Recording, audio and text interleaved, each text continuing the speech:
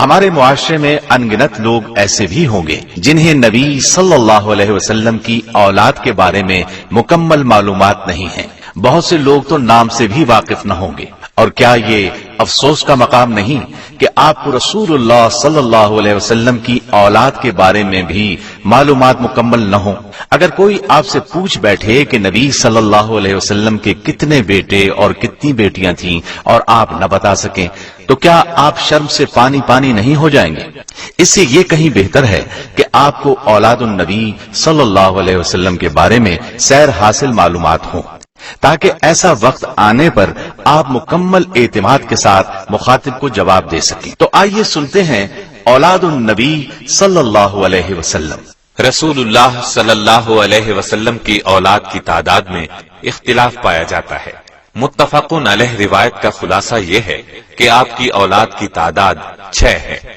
قاسم، ابراہیم، زینب، رقیہ، ام کلثوم اور فاطمہ رضی اللہ عنہم۔ لیکن معروف سیرت نگار ابن اسحاق نے 2 اور صاحبزادوں کا بھی نام لیا ہے، طاہر اور طیب۔ ایک قول یہ ہے کہ اعلان نبوت کے بعد آپ کے ہاں عبداللہ پیدا ہوئے، انہیں طیب و طاہر کا نام دیا گیا۔ لیکن ایک قول یہ ہے کہ طیب و طاہر عبداللہ کے علاوہ تھے۔ بعض سیرت نگاروں نے مطیب اور مطہر نامی 2 بیٹوں کا بھی ذکر کیا ہے۔ بہرحال اس بارے میں تمام اقوال کو جمع کرنے سے یہ معلوم ہوتا ہے کہ آپ کی اولاد کی تعداد 11 ہے، جن میں سے 7 صاحبزادے تھے اور 4 صاحبزادیاں تھیں۔ صاحبزادیوں کی تعداد میں کسی قسم کا اختلاف نہیں ہے۔ تمام صاحبزادیوں نے اسلام کا زمانہ پایا اور ہجرت سے بھی مشرف ہوئیں۔ البتہ صاحبزادوں کی تعداد میں اختلاف پایا جاتا ہے۔ مجموعی تعداد 7 تک پہنچتی ہے، جن میں سے قاسم اور ابراہیم پر تمام راویوں کا اتفاق پایا جاتا ہے۔ ہم صرف انہی کے حالات بیان کرتے ہیں۔ رسول اللہ صلی اللہ علیہ وسلم کے سب سے بڑے بیٹے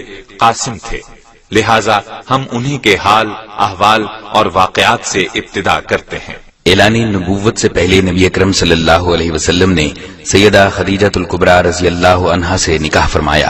ان کے بطن سے سب سے پہلے آپ کے ہاں قاسم پیدا ہوئے، جو نبوت سے 11 برس پہلے پیدا ہوئے۔ انہی کے نام کی مناسبت سے آپ کی کنیت ابو القاسم تھی۔ آپ اس کنیت کو بہت پسند فرماتے تھے۔ صحابہ کرام رضی اللہ عنہم بھی عموماً آپ کو ابو القاسم ہی کہتے۔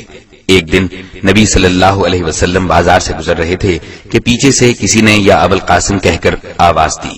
آپ نے مڑ کر دیکھا تو اس نے کہا، میں اس نام کے کسی اور شخص کو پکار رہا ہوں۔ تو نبی صلی اللہ علیہ وسلم نے فرمایا، کوئی ابو القاسم کنیت نہ رکھے۔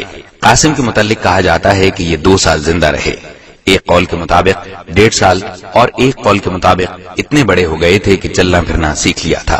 جس طرح یہ آپ کے ہاں سب سے پہلے پیدا ہوئے، اسی طرح سب سے پہلے انتقال بھی انہی کا ہوا، یعنی اعلان نبوت سے 9 سال قبل وفات پائی۔ سیدہ خدیجہ رضی اللہ عنہا کے علاوہ صرف ماریہ قبطیہ رضی اللہ عنہا کے ہاں ایک بیٹا ابراہیم پیدا ہوا۔ ان کے علاوہ کسی اور زوجہ محترمہ کے ہاں آپ کی اولاد نہیں ہوئی۔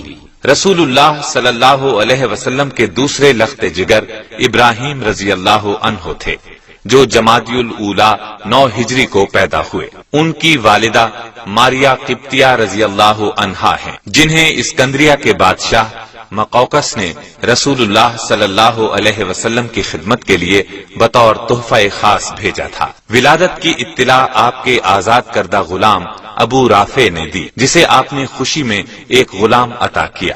7ویں دن عقیقہ ہوا۔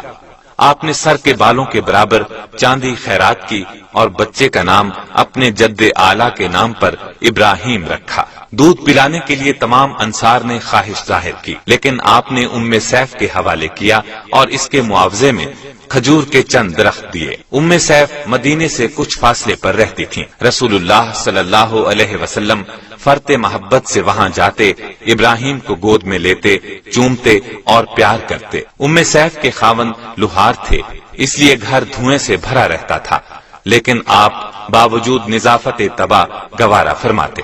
ابراہیم نے ام سیف ہی کے گھر 29 شوال 10 ہجری کو 17 یا 18 ماہ کی عمر میں انتقال کیا۔ انا للہ و انا الیہ راجعون۔ نبی کریم صلی اللہ علیہ وسلم کو ابراہیم کے بیمار ہونے کی خبر ہوئی تو آپ عبد الرحمن بن عوف کے ساتھ تشریف لائے۔ نزع کی حالت تھی، گود میں اٹھا لیا، آنکھوں سے آنسو جاری ہو گئے۔ عبد الرحمن بن عوف نے کہا یا رسول اللہ صلی اللہ علیہ وسلم، آپ کی یہ حالت؟ آپ نے فرمایا یہ رحمت ہے۔ رسول اللہ صلی اللہ علیہ وسلم کو اپنے لخت جگر ابراہیم کی وفات کا بہت صدمہ پہنچا۔ اس موقع پر آپ نے بھیگی آنکھوں کے ساتھ فرمایا آنکھوں میں آنسو ہیں اور دل میں غم ہے، اس کے باوجود ہم زبان سے وہی کلمات ادا کریں گے جن سے ہمارا رب راضی ہو۔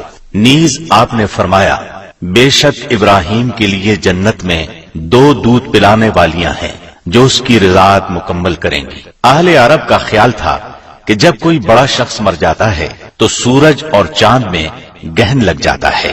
اتفاق سے جس روز ابراہیم رضی اللہ عنہ نے وفات پائی، سورج میں گہن لگ گیا۔ لوگوں میں مشہور ہو گیا کہ یہ ان کی موت کا اثر ہے۔ نبی صلی اللہ علیہ وسلم کو معلوم ہوا تو آپ نے فرمایا سورج اور چاند اللہ کی نشانیوں میں سے ہیں، کسی کی موت اور پیدائش کی وجہ سے ان میں گہن نہیں لگتا۔